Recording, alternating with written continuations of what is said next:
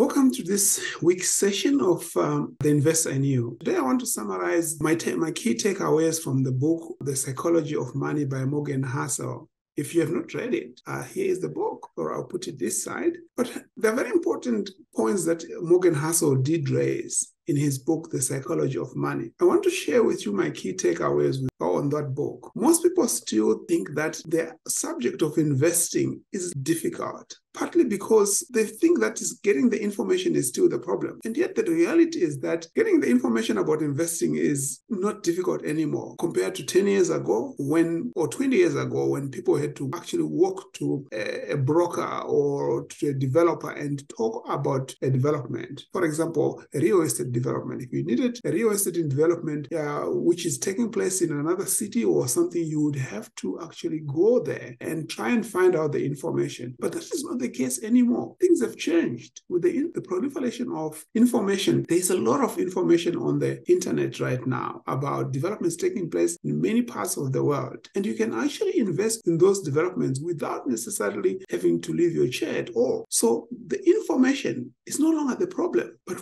we have plenty of information. The psychology of money brings us a perspective which we need to be very careful about. It is not the lack of information that affects us now. It is our own psychology about money. Our own relationship with money is more important. And my 5 key takeaways from Morgan Housel. The first point that I want to talk about is that for everything, there is a price to pay. Because think of it this way. If you have earned your money, either from a job or from any other activity you do, you would have to decide whether to spend it now or to invest it in something that you will be proud of in the future. You could potentially invest your money in a development and in a real estate, for example. Each of those decisions that you make will have an impact on you. Because if you are going to use your money now, the urge of all human beings is to spend their money now. Because there are many things that are before us that we can actually buy with the money. So you are torn between spending the money now and spending the money later. So if you decide to spend the money now, you get the satisfaction immediately. That thing that you were looking to buy will be before you. Very easy and straightforward. If you buy, you pay the price immediately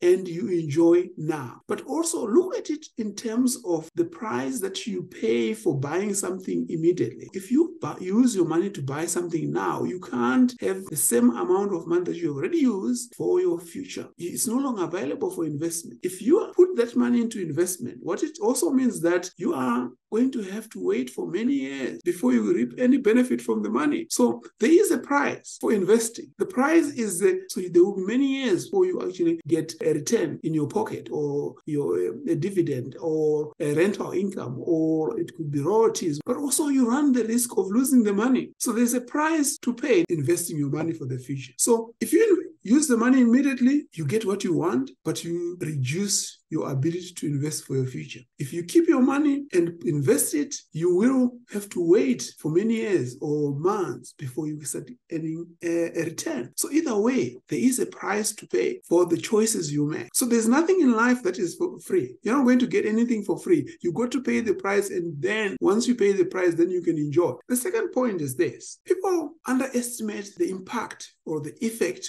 of chance events. We kind of look at our friends, want to have the success that they are enjoying, and we want to copy them. But what we forget most of the time is that there are a lot of chance events that occur in one's life that leads them to success, which cannot be copied. Because, for example, some people have become rich because of chance events. We want to try and emulate what our friends are enjoying, and we want to do exactly what they've done to get what they've gotten. But it is not going to be like that. Each one will be confronted with his own chance events. And those chance events, your readiness to take advantage of them is critical to distinguish you from a success or a failure. For example, think of a rich person like Warren Buffett. Warren Buffett's father was already involved in investments or the stock exchange. Whose father or in your family was exactly like Warren Buffett's father? He learned from his father. I didn't have the same opportunity. Think of Donald Trump. His father was already involved in construction. He worked with him. There was a chance. That was a chance event that he was born in that family. He didn't choose to be born in in that family. But what distinguished him is that he then took advantage of that chance event and made a good use of it. We don't discount the fact that he worked hard. The same with Warren Buffett. He could have said, I don't want to do what my father was doing,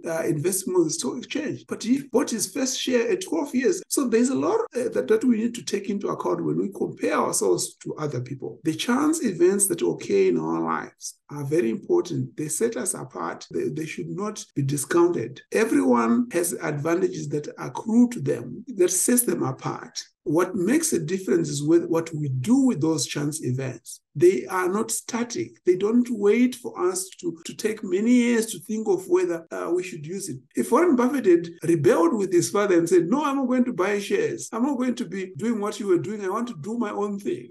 He wouldn't be the richest man today, because he would have spent the first 10, 20 years arguing about whether he should do what his father was doing, or perhaps he would have started doing his own thing and never be the same Warren Buffett that we know. Let's see how we can utilize chance events in our lives that accrue to us and take advantage of them and transform our lives. So we shouldn't spend a lot of time trying to compare ourselves with chance events that occur to our friends who seem at one point to be getting it all right. The third point, wealth is what people don't see. People see riches. Most people who are wealthy tend not to be visible. But the people who are very rich, we need to understand the distinction between riches and wealth. The distinction is that wealth is usually not visible. Most people don't know who is wealth, but people can see people who are rich, because riches manifest themselves through the things that are visible. For example, we buy a car, the Gucci bags, Louis Vuitton bags, then those things put us in a different class of people, which is called the rich. But often when you make a choice to be rich, which means you earn a lot of money and you spend it on things that you want now, what it means is that you are also foregoing the opportunity for you to spend money on building wealth, because wealth building is an exercise which one does and is usually not visible to many people. For example, how do you know how much money so and so on has in their bank account? You wouldn't, because wealthy people, when they receive money, what they do is they put it away to generate income for them many years into the future. So as a result, when they receive that money, it doesn't change their life at all, because they put it away and give it to somebody who would then be able to invest somewhere else where they would then get a return for a long time into the future. By the time the return starts coming to them, the rich people would have already been visible spending their money. But the wealthy person would have to wait for many years to start seeing the return coming. Wealth does school or teach a person that the return starts coming in. You can reinvest them. So often they lie under the carpet most of the time. They don't have superfluous lives. Their lifestyle is not very visible. They don't look very different from the rest of the people, because they are like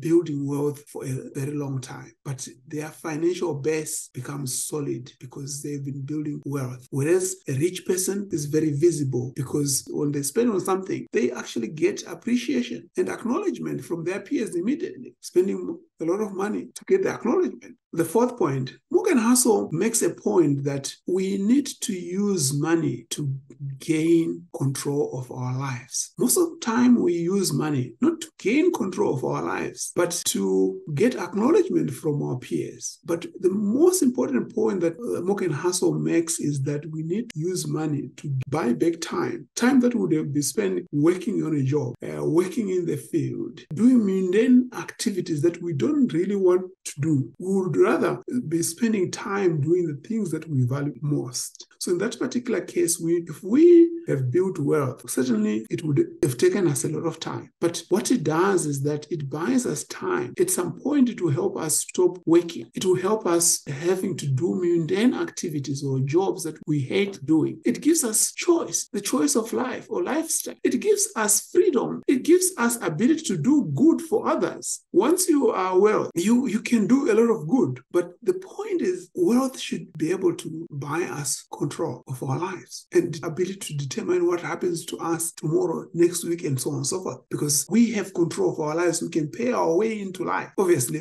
people are mortal, but you can determine the direction of things because you are capable of paying your way.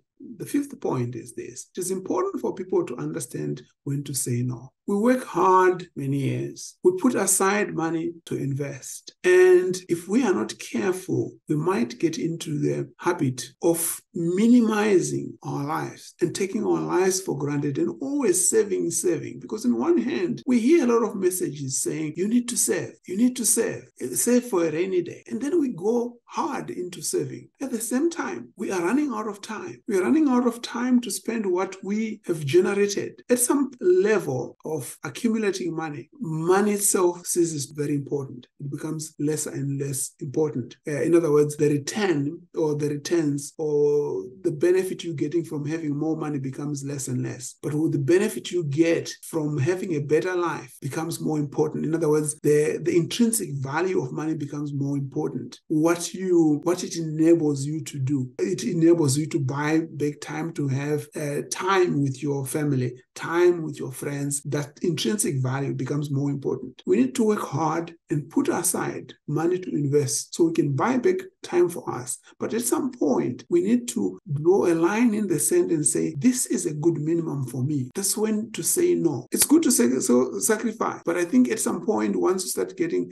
returns, you need to have that minimum saying, yes, now I can relax my budget a little bit so that I can be able to do one or two things that I've not been doing. Because the more you continue to get, it's not going to change your life much. So even if you get your money moves from 100,000 annual return to $1 million, if you need per year to live on 30,000, if you move from 100,000 to 1 million, certainly the increase is not going to improve your life any better. What changes your life better is the relationships that you have with your family, friends that you develop. So you need to buy time to go back to look at those things that gives you intrinsic value, that have more meaning to you than money. But at the entry level, when you start the process of saving money, money has more meaning. You got to go hard. But once you have gotten hard and you start graph on returns starts increasing, you need to start relaxing so that you are able to enjoy what you have been building. So this is about balance realistically between going hard on building wealth, but also enjoying what you have been building. I'm interested to know, and now that we have talked about them, what are you going to do about it?